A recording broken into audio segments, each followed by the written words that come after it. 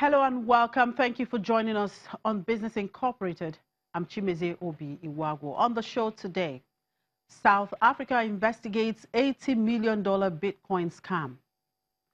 AFDB president tells African leaders to be direct, consistent, and purposeful in its investment efforts as the bank's annual meeting ends in South Korea.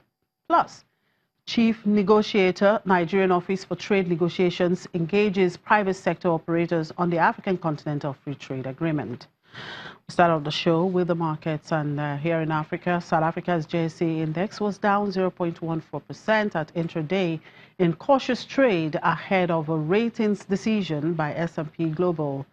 The South African Reserve Bank kept interest rates unchanged on Thursday, citing slightly higher inflation risks. S&P is expected to publish its reviews of the country's credit rating after market close today. Fitch is also expected to publish its credit review next week, Friday.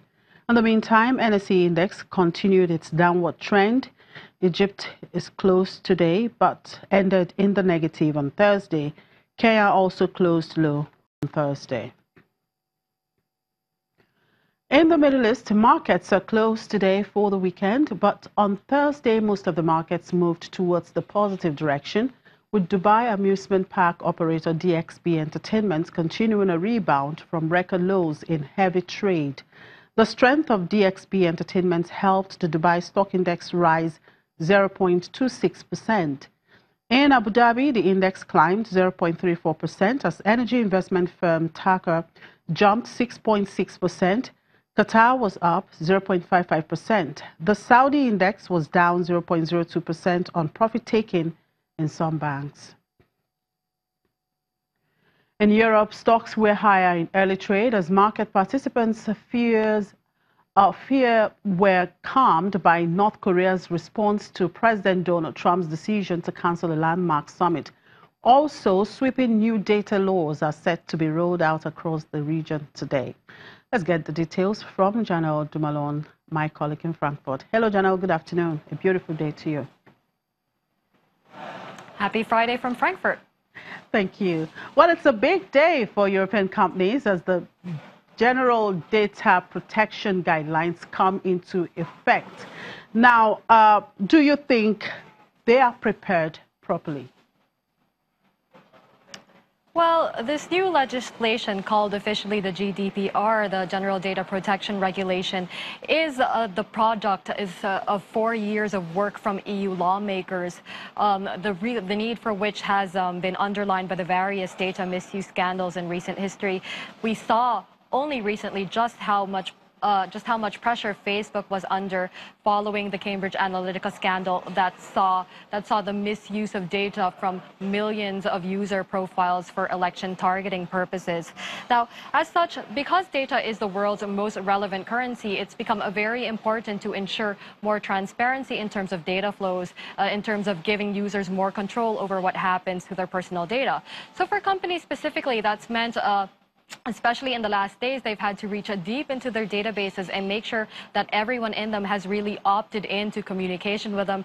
Let me tell you, Chimmy, for the past days, I have been inundated with emails from so many companies that I didn't even know I was in contact with until today.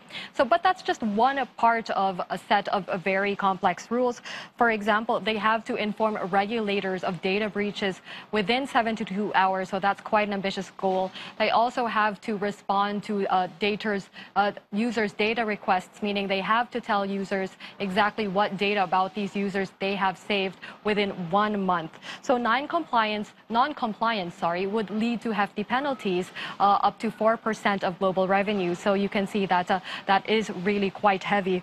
Now, in terms of whether companies are actually prepared for it, some companies are and some companies aren't. Now, let's take note here that companies had 2 years to prepare before this regulation took effect today.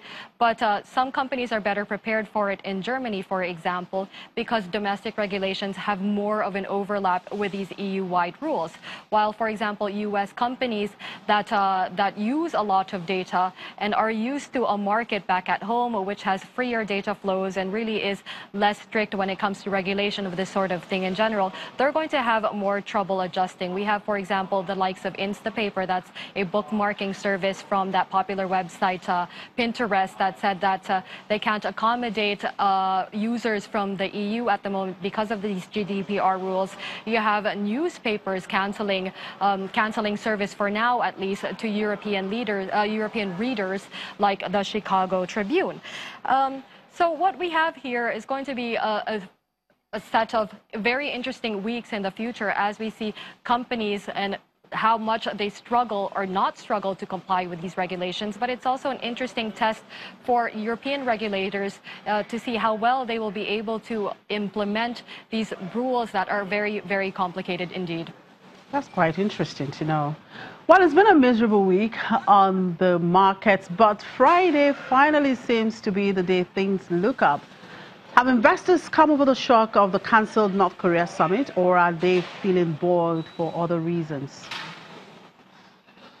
Well, you're exactly right there. Markets did drop yesterday on the announcement of the canceled North Korea summit, but since this morning we've heard more positive noises coming out of Pyongyang.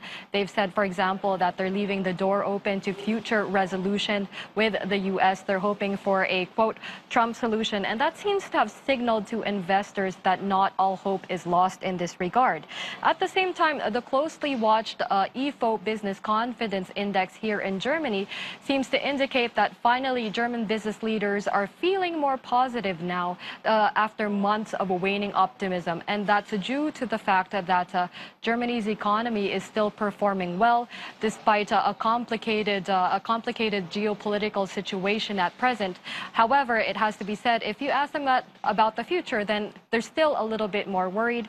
Now, just to tell you, the Stoxx Europe 600 index actually climbed 0.3% today, so that means it's brought the weekly decline down to 0.8%. However, this decline would still mean the end of a 2-month-long winning streak for the index.